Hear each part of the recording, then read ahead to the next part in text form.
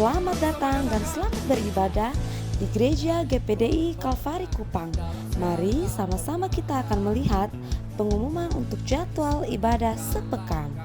Oleh kuasa dan keala di pihak kita siapa dapat melawan kita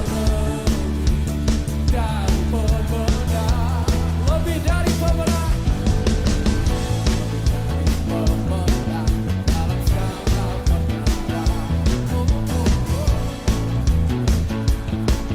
oleh kuasa dan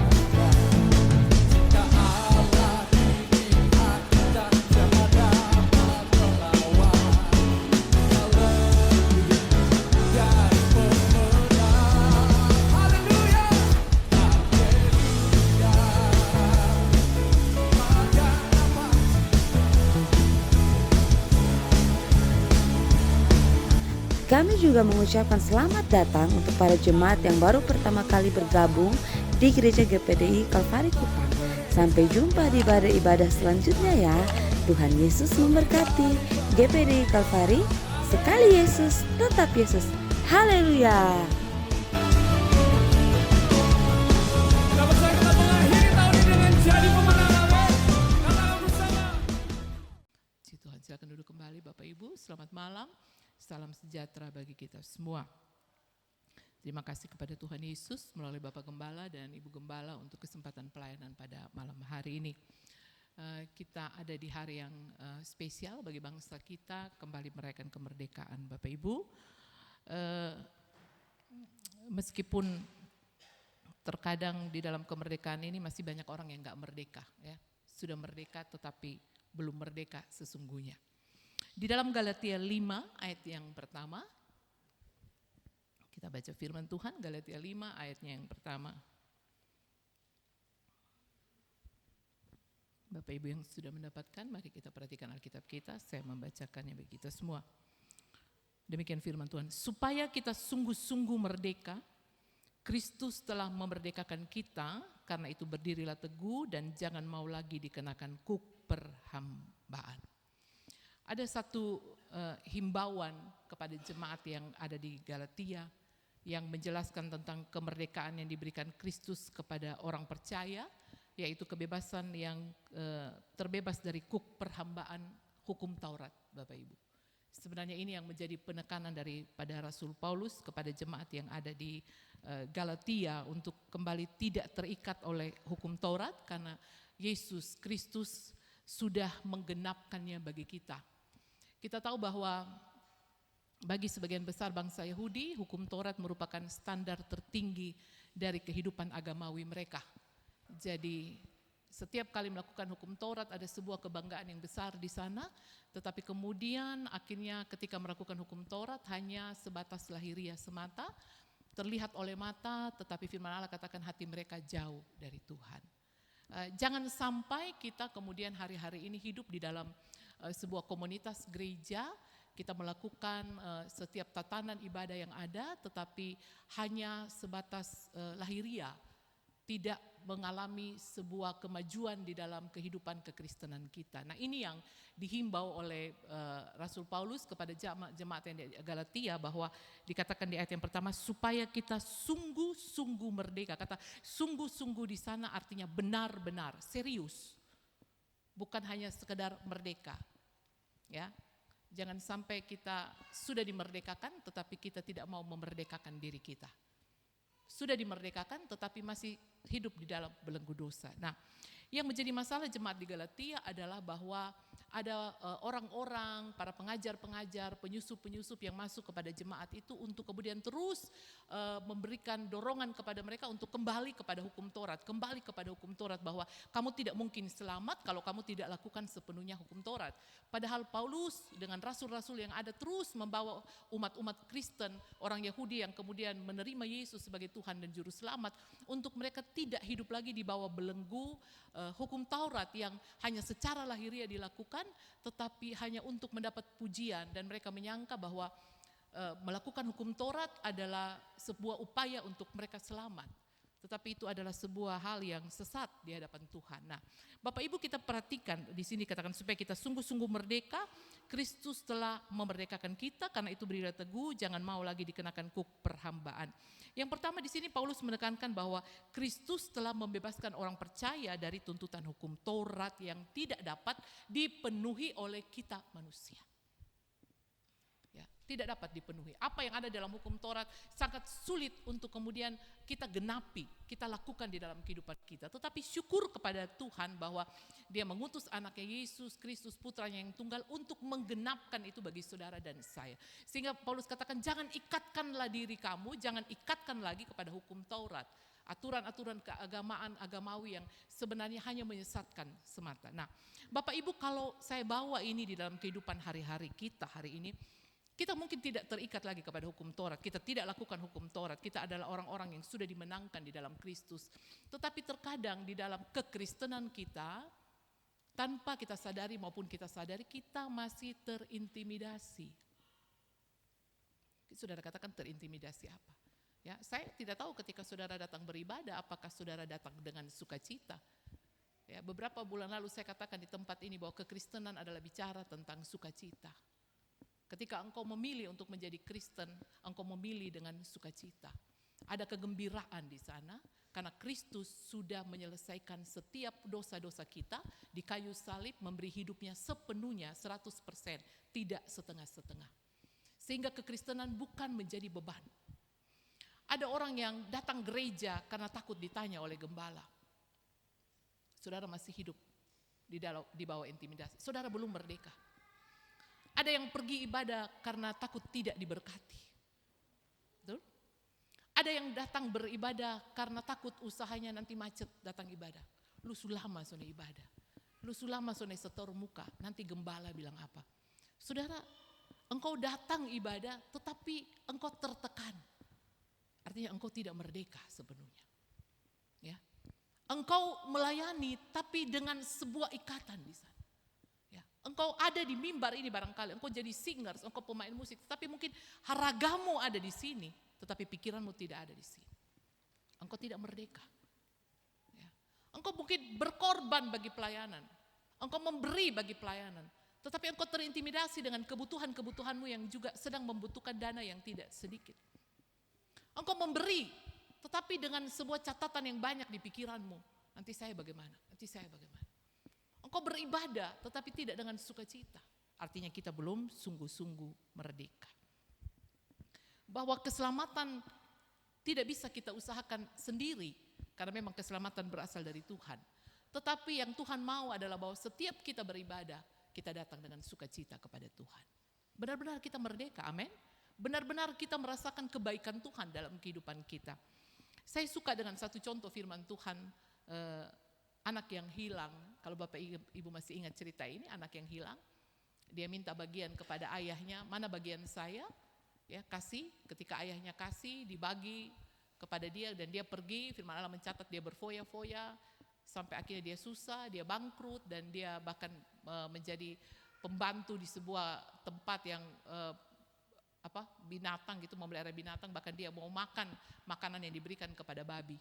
Bapak Ibu bayangkan sebegitunya parah kehidupannya.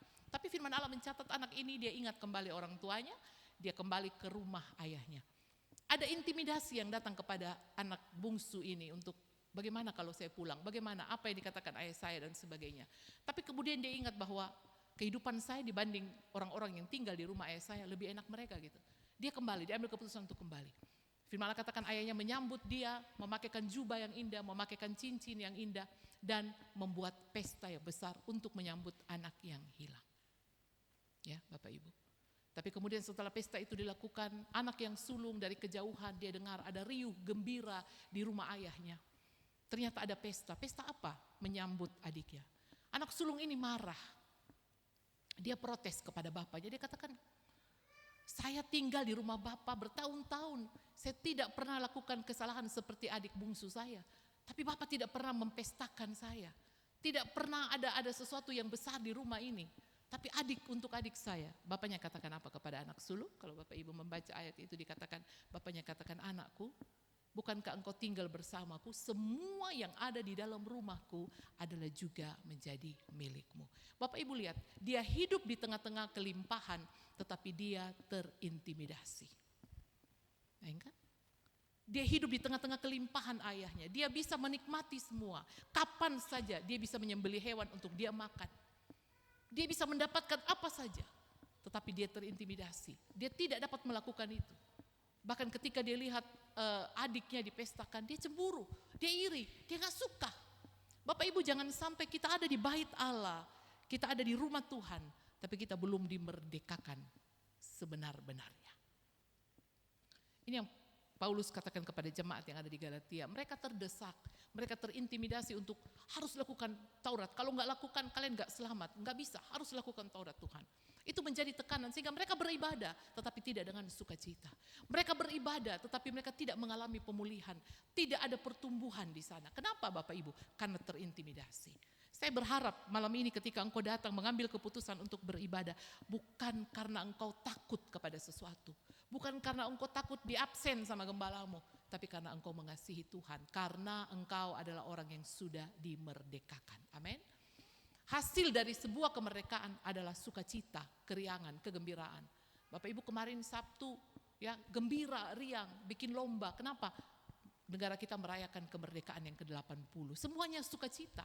Tidak ada orang yang susah di sana. Semua gembira, semua happy. Harusnya sebagai orang percaya yang sudah dimerdekakan dengan sungguh-sungguh oleh Kristus, harusnya kita tidak terintimidasi lagi. Bapak Ibu dapat beribadah dengan bebas. Engkau menyanyi, engkau memuji Tuhan. Kita tidak hidup di tempat yang dimana kita minoritas. Kita mayoritas, tidak ada yang menghambat kita untuk beribadah. Tetapi seringkali juga kita yang menghambat diri kita untuk datang beribadah. Bapak Ibu. Yang kedua dikatakan, karena itu berdirilah teguh, jangan mau lagi dikenakan kuk perhambaan. Ya. Di ayat kedua ini, di bagian kedua ini, Paulus juga menyerukan untuk umat-umat Tuhan yang ada di Galatia berdiri teguh dalam kemerdekaan yang diberikan Kristus. Artinya, sebagai orang yang sudah dimerdekakan, kita betul-betul harus mempertahankan iman kita, bahkan di tengah-tengah dunia yang tidak pasti ini, Bapak Ibu.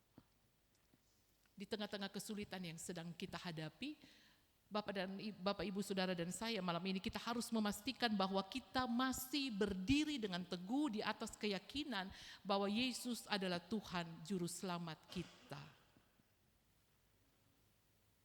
Jangan sampai keyakinan ini bergeser karena kesulitan-kesulitan yang kita sedang alami. Dan kita mempertanyakan apakah Tuhan itu ada, apakah Dia Tuhan, apakah Dia sanggup, apakah Dia berkuasa, ya. Hari-hari ini bahkan orang Kristen mempertanyakan keberadaan Tuhan. Di mana Tuhan? Karena kesulitan-kesulitan hidup. Tetapi Paulus katakan karena itu berdirilah teguh. Berdirilah teguh. Ya, berdiri teguh artinya jangan bisa digoyahkan. Ya, percaya sungguh bahwa iman kepada Kristus yang akan membawa kita kepada kehidupan yang kekal. Bapak Ibu, Yohanes 14 ayat 6 katakan begini, akulah jalan kebenaran dan hidup, tidak ada seorang pun yang datang kepada Bapa kalau tidak melalui aku. Yesus mengucapkannya kepada murid-murid dan orang banyak yang mengikuti dia. Sebuah kepastian, kita punya Tuhan yang bukan hanya mengatakan dia Tuhan, dia Allah, dia Juru Selamat, tetapi dia menunjukkan jalan untuk pergi kepada kehidupan yang kekal. Tidak ada keyakinan di dunia ini, tidak ada satu kepercayaan di dunia ini selain di dalam Kristen, di mana Tuhan yang kita sembah bukan hanya menyatakan dirinya kepada kita, tapi dia bertanggung jawab kepada jalan yang harus saudara dan saya tuju. Kekristenan adalah sebuah kepastian, saudara. Kekristenan bukan abu-abu, bukan sesuatu yang membingungkan kita. Kekristenan adalah sesuatu yang pasti bagi kita. Dia lahir, dia mati, dia naik ke surga, siapkan tempat bagi kita. Bahkan dia katakan, aku jalan kebenaran dan kehidupan. Ada sebuah kepastian di sana sehingga Paulus katakan, biarlah kamu berdiri teguh, sungguh-sungguh berdiri teguh. Jangan mau digoyahkan. Hari ini kami sebagai hamba-hamba Tuhan, Bapak Gembala, Ibu Gembala yang ada, para hamba Tuhan, staf pelayan di tempat ini, kami tidak bisa kemudian melihat satu persatu saudara, apa yang saudara nonton, apa yang saudara konsumsi, ya lewat apa yang engkau lihat hari-hari ini, karena kita ini adalah manusia visual yang selalu ingin melihat sesuatu yang baru, saudara. Kita tidak bisa mengontrol, tetapi saudara bisa mengontrol itu dengan sebuah keyakinan penuh di dalam Tuhan, karena saudara hidup di dalam Tuhan. Kalau engkau tidak terintimidasi, engkau dengan sukacita memilih kekristenan menjadi keyakinanmu, keberadaanmu malam hari ini, saya mau katakan engkau pasti dapat berdiri teguh di dalam Kristus. Apa ada godaan? Apa ada tantangan? Oh ada. Apa ada padang gurun? Pasti ada. Apakah ada proses? Pasti ada. Proses akan terus berjalan untuk terus mendewasakan saudara dan saya. Dan yang terakhir dikatakan, karena itu berdiri teguh, jangan mau lagi dikenakan kuk perhambaan. Ya. Paulus itu suka sekali menggunakan kata perhambaan untuk menggambarkan sebuah perbudakan atas hukum Taurat. Bangsa Yahudi itu menempatkan sebuah standar bagi kerohanian mereka itu adalah hukum Taurat. Ya. Kita pastikan saja sore ini bahwa keaktifan kita, kalau saudara adalah seorang pelayan, kalau di gereja lain dikatakan majelis, kalau saudara ada di posisi itu malam hari ini, siapapun saudara, saudara pelayan, saudara tim altar dan sebagainya, saya ingin saudara memastikan malam hari ini bahwa engkau melakukan semuanya, saudara, bukan karena sebuah aturan, karena saudara ada di lingkungan ini, karena saudara ada di komunitas ini, karena ada aturan-aturan di sana, tetapi karena saudara tunduk dan taat kepada Sang Pemberi hidup. Amin. Ketaatan saudara bukan kepada gembala, dia adalah manusia biasa. Bukan. Tapi ketaatanmu yang sesungguhnya adalah kepada Dia yang sudah memerdekakan saudara dan saya. Sebenarnya orang yang merdeka itu adalah orang yang sangat bersukacita dan berbahagia. Sangat. Ya. Tetapi seringkali kita masih suka hidup di dalam perhambaan, saudara. Ya. Paulus memakai kata kuk. Kuk adalah beban yang berat. Kuk itu adalah sebuah beban, ya, yang tidak mungkin bisa ditanggung oleh kita. Kristus yang dapat menanggungnya. Dan karena Dia sudah menanggungnya bagi saudara dan saya, sore ini saya ingin menyampaikan bahwa mari hiduplah sebagai orang yang benar-benar sudah dimerdekakan. Amin, Bapak Ibu. Hiduplah seperti orang yang sudah sungguh-sungguh merdeka, menggunakan itu dengan baik. Ya, menggunakan dengan baik. Kemerdekaan bukan berarti kebebasan untuk memilih jalan sendiri, kesukaan apa yang kita sukai, enggak, saudara. Kebebasan yang terkontrol, kebebasan yang sesuai dengan kebenaran firman Allah, bukan hukum Taurat, tetapi berdasarkan kebenaran firman Allah. Bangsa Israel mengejar bagaimana mereka dapat melakukan hukum Taurat, tetapi mereka lupa untuk mengejar kehendak Tuhan. Mereka lupa untuk mengejar kehendak Bapa. Hari ini saudara dan saya sedang mengejar kehendak Bapa. Kita sedang mengejar perkenanan Tuhan. Itu yang paling penting bagi saudara dan saya. Hiduplah sebagai orang merdeka. Hiduplah sebagai orang yang sudah dimerdekakan. Maka hari ini ketika saudara memilih untuk beribadah, beribadahlah dengan sukacita di dalam Tuhan. Tuhan Yesus memberkati kita semua.